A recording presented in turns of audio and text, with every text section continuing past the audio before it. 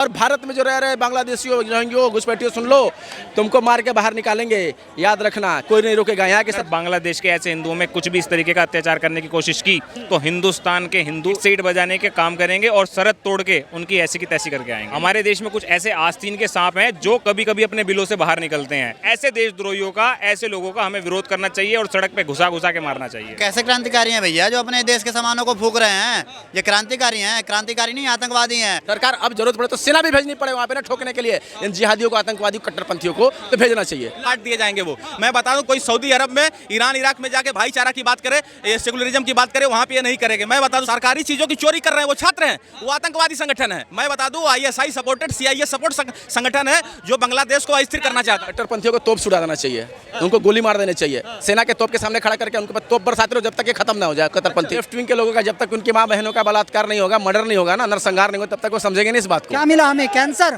पाकिस्तान के रूप में कैंसर, आज एक और कैंसर उभर के आ गया बांग्लादेश के नाम पे, एक कैंसर हो गया अफगानिस्तान के नाम पे। क्या हो रहा है हमारे साथ? हिंदू जाति टैक्स भरती रहे और इन सपोलों को पालती रहे।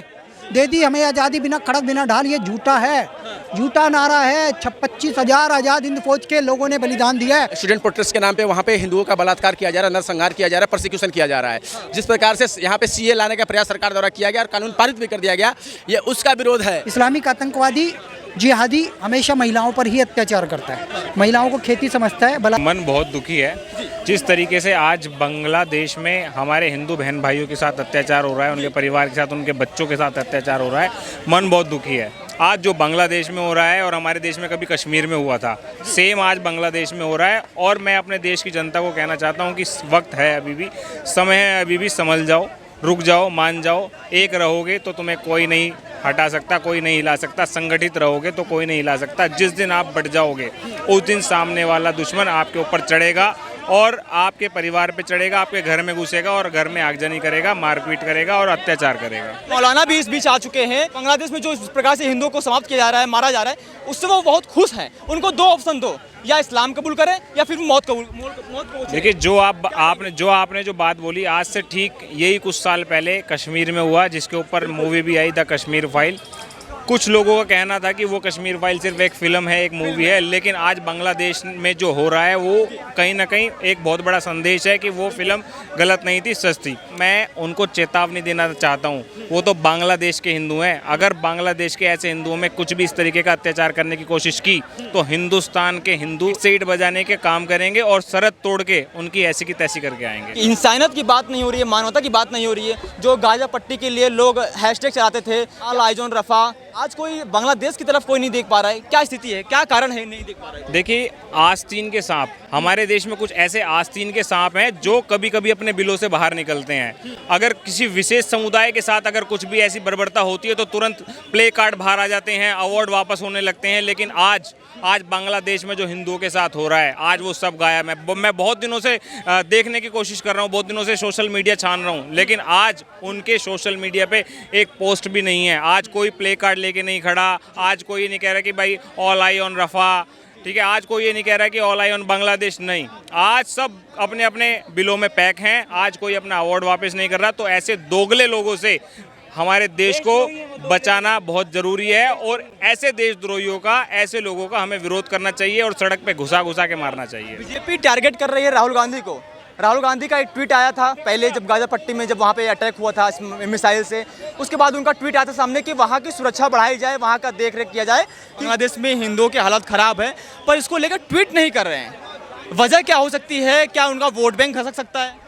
देखिए, राहुल गांधी को पता है कि उसका वोट बैंक क्या है। राहुल गांधी को पता है कि हमें कौन से मोमिनों को खुश करना है और कैसे करना है। राहुल गांधी कभी भी आप देखना कि हिंदुओं पे अत्याचार करने पे बहुत ज़्यादा बचते हैं। और ये सिर्फ राहुल गांधी नहीं, हमारे आज के समय में जितने भी अपोजिशन पार्टी है, वो सिर्फ, मेरे को लगता है कि कुछ ऐसे मोमिनों की कठपुतली बन के रह गए हैं कि अगर उन्होंने आदेश दिया तो किया और नहीं दिया तो कुछ नहीं किया। तो इस तरीके के लोगों से हमें अपने देश को बचाना पड़ेगा और बचाने की कोशिश करनी पड़ेगी। जिस प्रकार से भी बांग्लादेश के लिए लगातार हिंदू आवाज़ उठा रहे हैं, वहाँ पे हालात जो बनी हुई है, कुछ मौलाना जो इसको लेकर कह रहे हैं कि यह भ्रम पैदा किया जा रहा है हिंदुस्तान में, कुछ हिंदू इसको भ्रम पैदा कर रहे हैं। आखिरकार ऐसा वहाँ कुछ हो ही नहीं रहा है। क्या नहीं हो रहा है? वहाँ पे जिस प्रकार देखिए वहाँ पे बहुत बड़ी साजिश के अंतर्गत काम किया गया। स्टूडेंट प्रोटेस्ट के नाम पे वहाँ पे हिंदुओं का बलात्कार किया जा रहा है, नरसंहार किया जा रहा है, प्रोसिक्यूशन किया जा रहा है।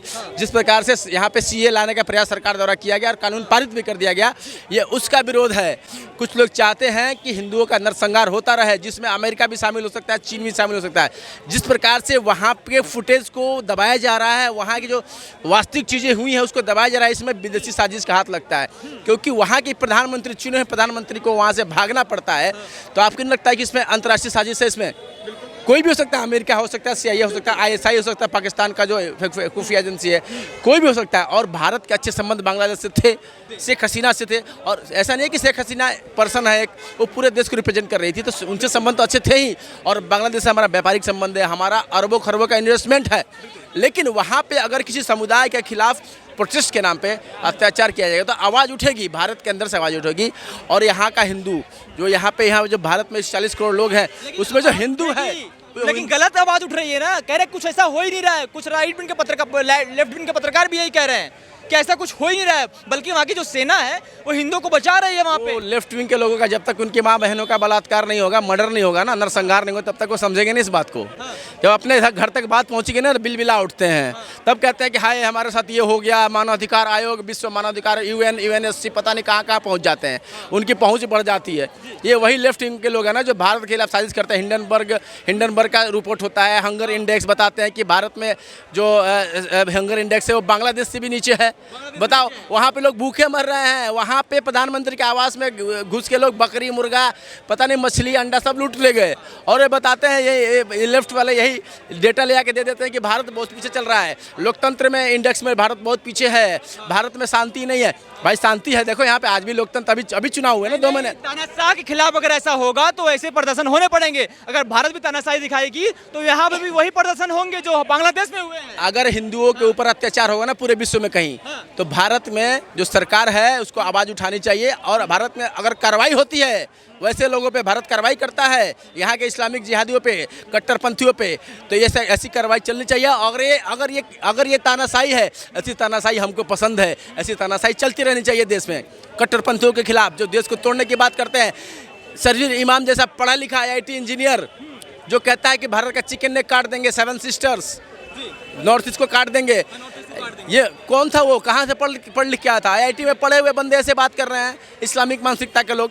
सबसे पहले तो समस्या उस संप्रदाय में, उस कल्ट में है और उस किताब में है जो उनको ऐसी शिक्षा दे रही है। पढ़ रहे हो IIT में और लेके शिक्षाओं को ढो रहे हो, मजहबी किताब की शिक्षाओं को लेकर ढो रहे हो। लेकिन इसी बीच कुछ कट्टरपंथी मौलानों का भी बयान सामने आया है दुनिया भर के, जो कह रहे हैं कि जो बंगाल में हो रही है, बांग्लादेश में, वो सही हो रही है। हिंदुओं को वहाँ से समाप्त कर देना चाहिए, उनको ऑप्शन दो, या तो फिर मौत या फिर इस्लाम। कट्टरपंथियों को तोप छुड़ा देना चाहिए, उनको गोली मार देनी चाहिए। सेना के तोप के सामने खड़ा करके उनके पास तोप बरसाते रहो जब तक ये खत्म ना हो जाए कट्टरपंथी, पूरे विश्व में जहाँ भी हो।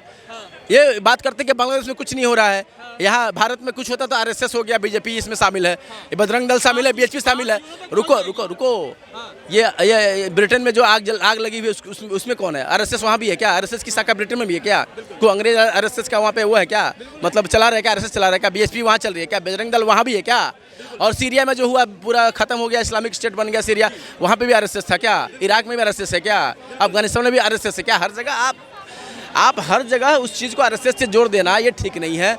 और भारत में जो सरकार है, मैं नरेंद्र मोदी से आग्रह करूंगा कि इसके ऊपर एक्शन लें, सेना भेजे बांग्लादेश में जो हिंदुओं पर अत्याचार कर रहा है। वहाँ पे जिस प्रकार से सेना ने वहाँ पे साजिश के तहत प्रधानमंत्री को वहाँ से भागना पड़ा एयरफोर्स का प्लेन लेके। और भारत में जो रह रहे बांग्लादेशियों, रोहिंग्यों, घुसपैठियों, सुन लो, तुमको मार के बाहर निकालेंगे, याद रखना, कोई नहीं रोकेगा, यहाँ की सरकार भी नहीं रोकेगी। आग्रह करने के बाद बांग्लादेश में जो हिंदुओं के ऊपर नरसंहार हो रहा है वो रुकेगा, क्योंकि वहाँ की जो सरकार है वो खुद कट्टरपंथी एक है, वो उनकी जो विचारधारा है वो वामपंथी वाली है, वो हिंदुओं के कट्टर विरोधी है। वहाँ की सेना भी कट्टरपंथी है, वहाँ की सेना भी जिहादी है, मजहबी है, आतंकवादियों की तरह ट्रीट कर रही है। जो अनारकी जो स्टूडेंट के रूप में जो आतंकवादी थे उनको समर्थन करके लोगों का बलात्कार करवाया, PM आवास लुटवाया, तो वहाँ की पूरी व्यवस्था विफल हो चुकी है। और यहाँ से हमें जो बन पड़ेगा करेंगे हम अपने हिंदू लोगों को बचाने के लिए, अपने मंदिरों को बचाने के लिए। हमारा मंदिर भारत में ही हमारे 40,000 मंदिर गुलाम हैं, उनको भी याद कराने के लिए हमें काम करना है और हमें बाहर में भी हिंदुओं की सुरक्षा का ध्यान रखना है। और सरकार से मैं आग्रह कर रहा हूँ कि सरकार ये काम करे इस पे। सरकार अब जरूरत पड़े तो सेना भी भेजनी पड़े वहाँ पे ना, ठोकने के लिए इन जिहादियों को, आतंकवादियों, कट्टरपंथियों को तो भेजना चाहिए। घुसपैठिया किसी भी देश का हो, उसको किसी भी पार्टी को सपोर्ट नहीं करना चाहिए। घुसपैठिया होता है, वो केवल देश सपोर्ट नहीं करना चाहिए।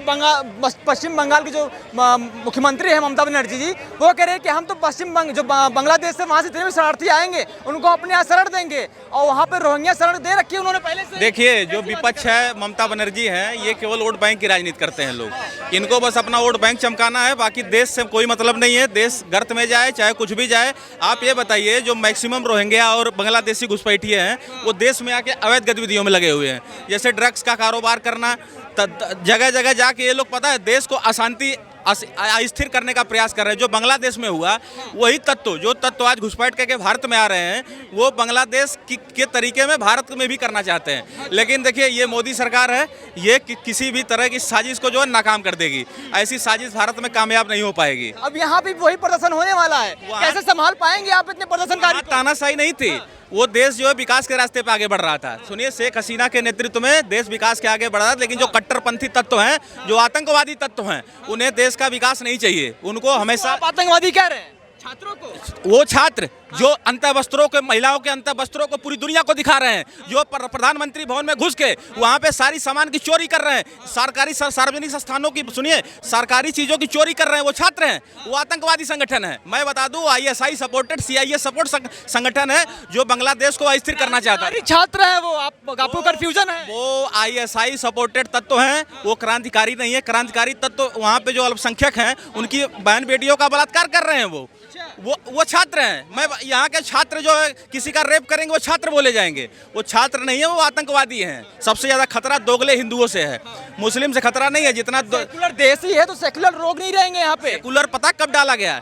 42वें संविधान संशोधन में शब्द डाला गया। ये कोई मूल संविधान में शब्द नहीं था, ये राजनीतिक महत्वाकांक्षा और स्वार्थ के लिए डाला गया था। इंदिरा गांधी ने 42वां संविधान संशोधन जब किया था, इमरजेंसी लगा के, 25 जून 1975 को जब देश का गला घोटा गया था, देश में काला कानून लगाया गया था, उसके बाद जब इन्होंने संविधान संशोधन किया था, तब ये जो है ना, ये समाजवादी, धर्मनिरपेक्ष, ये शब्द इन्होंने तब डाले थे। ऐसा कुछ नहीं। आप भारत में ही केवल देख सकते हैं, आप किसी मुस्लिम कंट्रीज में आप सेकुलर शब्द कैसे देख सकते हैं? वहाँ पे आप भाईचारा की बात कैसे कर सकते हैं? ये फिर आपकी मूर्खता है अगर आप वहाँ पे भाईचारा की बात करेंगे। कोई नहीं कर सकता, ये विपक्ष भी जाके वहाँ भाईचारा की बात नहीं कर सकता, सेकुलरिज्म की बात नहीं कर सकता। जाएंगे तो काट दिए जाएंगे वो। मैं बता दूं, कोई सऊदी अरब में, ईरान, इराक में जाके भाईचारा की बात करे, सेकुलरिज्म की बात करे, वहाँ पे ये नहीं करेंगे। मैं बता दूं, 57 देश मुस्लिम कंट्री हैं, लेकिन देखिए 1.25 अरब आबादी हिंदुओं की है, लेकिन इनका एक भी देश नहीं है। आज शेख हसीना मारी जा रही है, उनको भारत में शरण मिलने लगी। जिस दिन हिंदू मारा जाएगा, वो किस देश में शरण लेगा? आप बताइए। उसको पूरी दुनिया में कहीं शरण नहीं मिलेगी। ये क्रांतिकारी लोग हैं जो अपनी मांग रख रहे थे। कैसे क्रांतिकारी हैं भैया, जो अपने देश के सामानों को फूंक रहे हैं? ये क्रांतिकारी हैं, क्रांतिकारी नहीं, आतंकवादी हैं।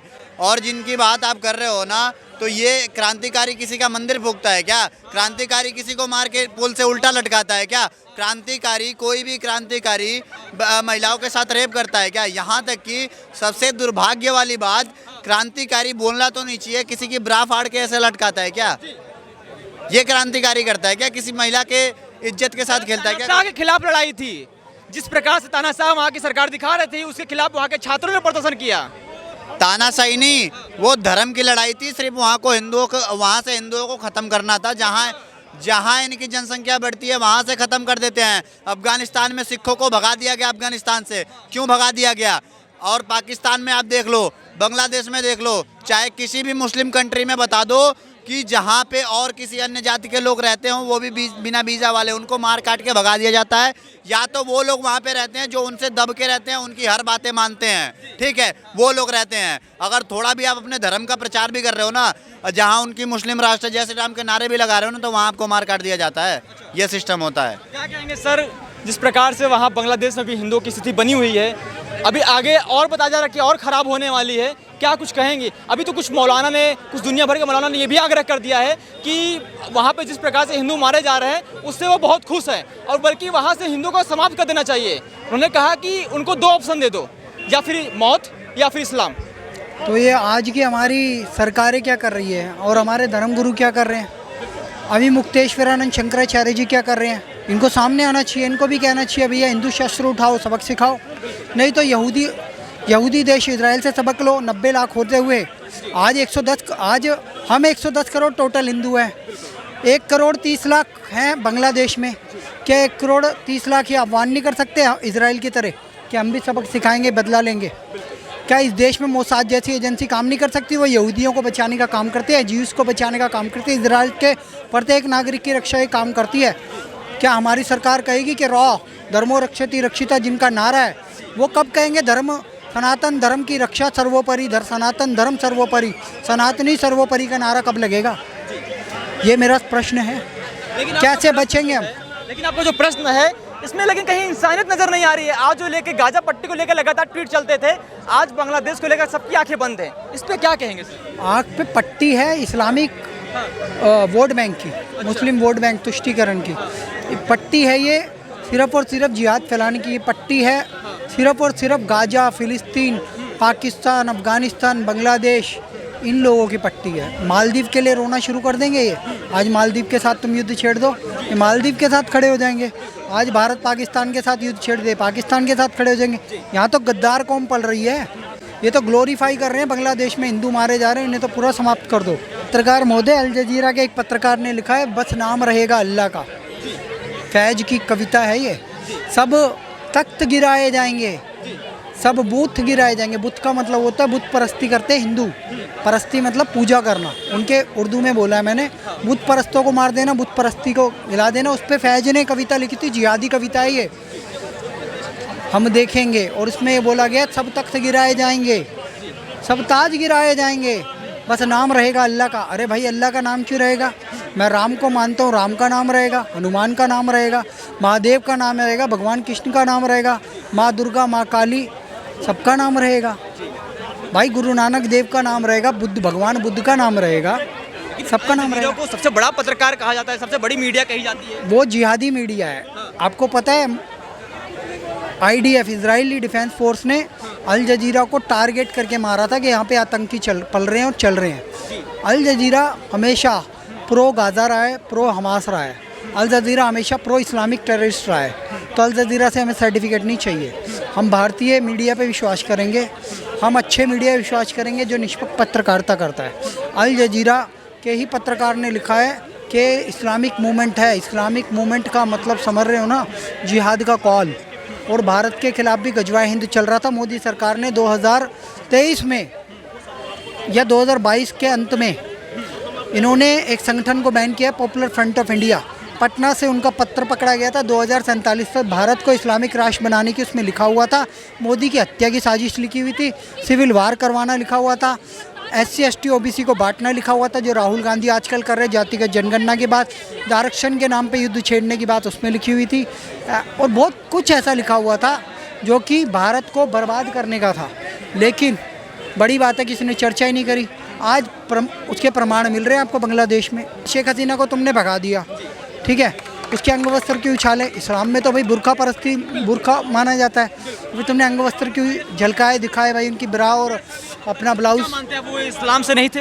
वो इस्लामिक आतंकवादी ही हैं। इस्लामिक आतंकवादी जिहादी हमेशा महिलाओं पर ही अत्याचार करता है, महिलाओं को खेती समझता है। भला कहीं भी अगर इस्लामिक कंट्रीज में अगर कहीं अटैक होते हैं तो वहाँ टारगेट सबसे पहले हिंदू ही किए जाते हैं। क्या लगता है कि इसके पीछे बहुत बड़ी साजिश है क्या हिंदुओं को समाप्त करने की? अब अगला टारगेट क्या भारत होने वाला है? सर ब्रिटेन में भी गृहयुद्ध चल रहा है, वो ईसाइयों के भी दुश्मन है। इस्लामिक जहाँ जाएंगे वहाँ गैर मुस्लिम को बर्दाश्त नहीं कर सकते, वो शरिया लॉ के अनुसार चलते हैं। लास्ट वाले आपसे हमारा क्या संदेश, क्या आग्रह करना चाहेंगे बांग्लादेश के जो प्रधानमंत्री चुने जा रहे हैं, इस पे आप क्या संदेश देना चाहेंगे? क्या आप उनसे आग्रह करना चाहेंगे? किस प्रकार से वहाँ पे जिस प्रकार से हो रहे हैं, वहाँ पे हमले हो रहे हैं हिंदुओं के ऊपर, क्या आप आग्रह करना चाहेंगे? आग्रह कुछ नहीं है। जैसे बहुत सारे लोग, बहुत देश बटे हैं, जैसे रशिया में से निकला था यूक्रेन। आज बांग्लादेश में से एक देश और बनाओ। भारत में किसी को शरण देने की ज़रूरत नहीं है, ठीक है ना। अब बहुत डिपेंडेंस हो चुकी है और बर्दाश्त नहीं की जाएगी। आप एक हिंदू देश बनाओ। बांग्लादेश के 1 करोड़ 30 लाख हिंदुओं के लिए बांग्लादेश को ही काट के एक हिंदू देश बना दो जहां इस्लामिक जिहादी प्रवेश न कर सके। कभी मैं मानूंगा तुम प्रधानमंत्री हो। और मोदी सरकार से भी यही आह्वान है, भारत की सेना बेच के, भारत की सेना जाए, भारत की सेना को जाके ये करवाना चाहिए। भारत माता का अभिन्न अंग था, ईस्ट पाकिस्तान नेहरू ने बनाया भाई। नेहरू एडवीना का यार था, माउंटबेटन की वाइफ का, और देश का बंटवारा नेहरू ने किया था, डोमिनियन 2 स्टेट बना दिए, भारत और पाकिस्तान, हमें नहीं चाहिए था। हम तो आज़ाद हो ही गए थे, नेताजी सुभाष चंद्र बोस ने करवा ही दिया था, दे दी हमें आज़ादी बिना खड़क बिना ढाल। ये झूठा है, झूठा नारा है। 25,000 आज़ाद हिंद फौज के लोगों ने बलिदान दिया है। इस देश को गांधी ने आज़ाद नहीं कराया, बलिदानियों ने आज़ाद कराया, लेकिन उस आज़ादी का क्या मिला हमें? कैंसर, पाकिस्तान के रूप में कैंसर। आज एक और कैंसर उभर के आ गया बांग्लादेश के नाम पे, एक कैंसर हो गया अफगानिस्तान के नाम पे। क्या हो रहा है हमारे साथ? हिंदू जाति टैक्स भरती रहे और इन सपोलों को पालती रहे और जिहाद सहती रहे, मंदिरों पे हमले सहती रहे, गजवा हिंद सहती रहे। अरे जागो हिंदुओं जागो। मैं इसीलिए आह्वान कर रहा हूँ, BSF को भेजो और वहाँ पे एक हिंदू देश बनाओ।